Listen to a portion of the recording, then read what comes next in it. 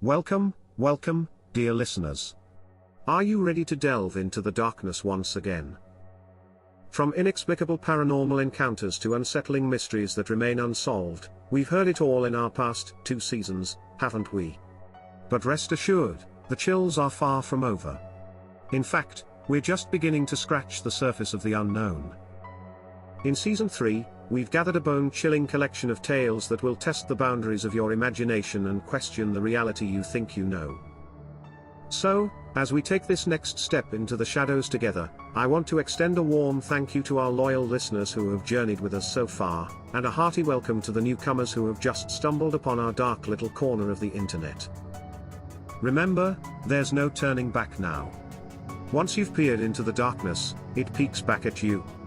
So, turn down the lights, put on your headphones, and let the stories unfold. And, of course, remember to breathe, it can get rather unnerving. Welcome to Season 3.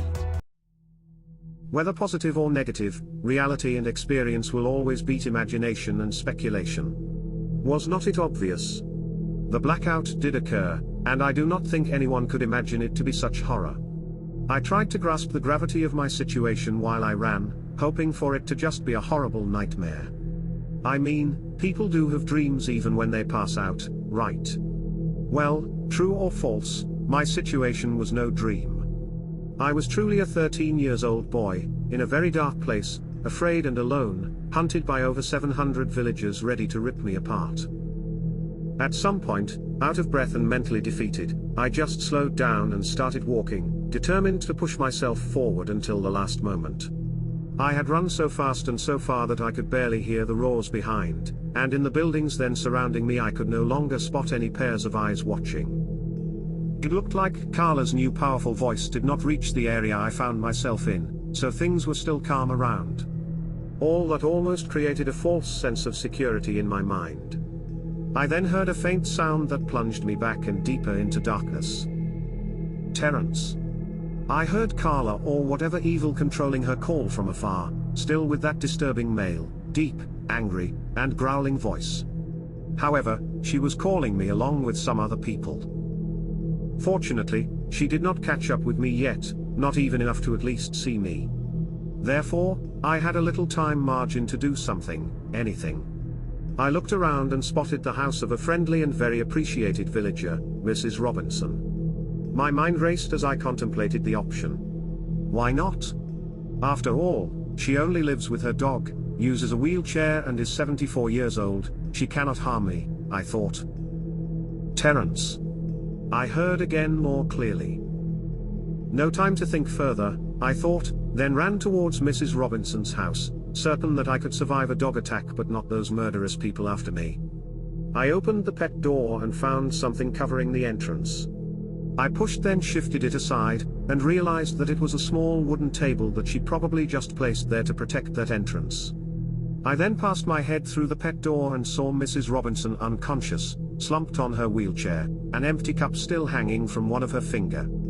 I stopped for a few seconds, then squeezed myself through the opening until I was completely in the house. As I was placing the small wooden table back to its initial position, I heard something growling behind me. I dashed towards the stairs without first locating it while the dog gave chase. One of the rooms had its door open, therefore, as soon as I saw it, I sped inside before closing the entrance behind me. The large dog let out its powerful and loud barks behind the bathroom door while I went to peek through the window. A fairly large group of people led by Carla walked in the alley. I could not believe my own eyes and almost forgot about the dog when Carla suddenly stopped and lifted her hand to halt the group. She then slowly turned her head toward Mrs. Robinson's house. She heard the barking. Terrorized, I hid and immediately started shushing the animal to no avail. The dog kept on barking, plunging me further into despair. I peeked again through the window and saw Carla, or should I say my doom, slowly approaching the house. She disappeared from my sight and reached the entrance door. The dog might have sensed her since at that instant, it ran downstairs. I could hear it bark while I watched the outcome through the window, and after a few seconds, I saw Carla leaving, immediately followed by the group, except for one woman who kept staring at the window. I hid again, hoping that she had not spotted me. When I peeked again, I saw her joining the rest of the group and I rejoiced at them going away. Terence. They kept on calling, something I did not understand. I know that they were confident predators, but did they really expect me to answer? You can't escape, you'll die today. Carla added. That could not be my baby sister. Some relief at last, I thought. I sighed and sat on the bathroom floor, my face buried in my hands and on the verge of crying. What a 13-year-old kid may have done to deserve this. So much hell for my frail shoulders. An entire village full of monsters with shining white eyes except for myself and a dog. Wait, I thought, where is it?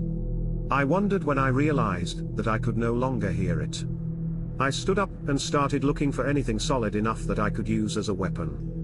I literally ransacked the bathroom when something behind the bathtub caught my attention, a piece of brown cloth enveloping something apparently square. Overcome by curiosity, I took the time to pull it and discovered what was hidden in Mrs. Robinson's bathroom. There was a diary that looked ancient, you know, those that seemed to belong in a museum. I opened it and noticed that there was no writing inside, but only drawings, depicting various kind of situations, scenes and maps. The representations were so different that it was obvious they were drawn by different people. However, I was sure that all of them revolved around the village and the blackout. The second item I found was a mechanical wristwatch, one of those powered by movements and not batteries. I knew nothing about the time when I found it. However, concerning the sunrise during that month in the village, I knew exactly when it usually occurred and was ready to set the time at that moment. I opened the door only a crack, and peeked, trying to spot the animal. It was nowhere around. Knowing it would not work on the dog, I left the container of salt in the basin along with the diary and the watch, then exited the bathroom only armed with a toilet brush I found. After a few seconds of waiting, to see if the dog would rush back upstairs, which it did not, I then crept, going downstairs, with Mrs. Robinson in mind. The old lady was always worried about each blackout. She had nobody to rely upon during this terrible day. She could not risk to have anyone with her in the house, not knowing if the person would turn dangerous during the blackout. On the other hand, she could herself be the violent one. Therefore, her only companion throughout the blackout was her protective dog. Obviously, the blackout did not seem to affect animals, at least not her dog, and from what I saw of her earlier, I hoped that she did not choose a harmful way to escape this nightmare. Shit. I let out, losing control over my lips, due to the dread awakened by the scenery before my eyes.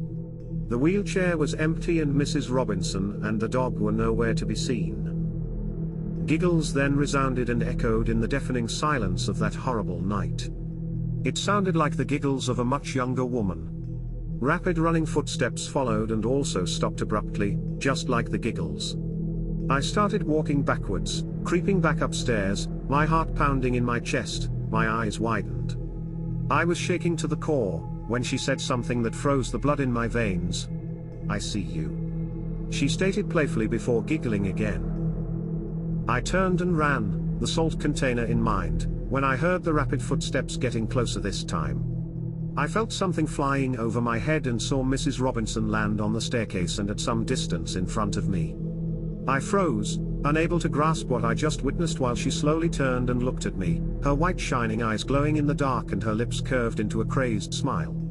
I turned again and ran downstairs, unable to think straight, and took a random direction that led me to her kitchen. "We'll have so much fun today. Don't worry, I'll keep you all to myself, Outlander," she said as soon as she came in, her voice clearly sounding like that of a much younger but very crazy woman. "After all these years, I finally get a new toy. Well, Outlander, let's play a game," she added, her smile suddenly vanishing from her face and arming herself with the largest knife from the block set next to her. Please, Mrs. Robinson. You don't have to do this, you know, it's me, Terence, Penelope's son," I pleaded, certain that she was about to hurt me mercilessly. Her reply, however, reflected her evil intentions and left no doubt in my mind. The game is called Red Bloody Kitchen. Alright, my friends, we've reached the end of yet another eerie journey through the shadows of Reddit's most chilling tales. I sincerely hope you found these stories as riveting and spine-chilling as I did. The world is full of mysteries, isn't it? Remember, if you've enjoyed today's exploration into the unknown, please don't forget to like, comment, and subscribe. Share the podcast with your friends who also love a good scare. It's always more fun to explore the shadows together. A big heartfelt thank you to all of our subscribers, listeners and patrons out there. Your support is invaluable. It keeps the lights on here, and more importantly, keeps us delving into the eerie corners of the internet to bring you the best scary stories out there. If you've encountered any creepy occurrences or have your own chilling stories to share, don't hesitate to reach out to us via Subreddit Chronicles@gmail.com. We always love hearing from you, and who knows, your story might just feature in one of our future episodes. Until next time, keep your eyes open, your hearts brave, and your lights on. After all, you never know what's lurking in the shadows. This is your host, signing off.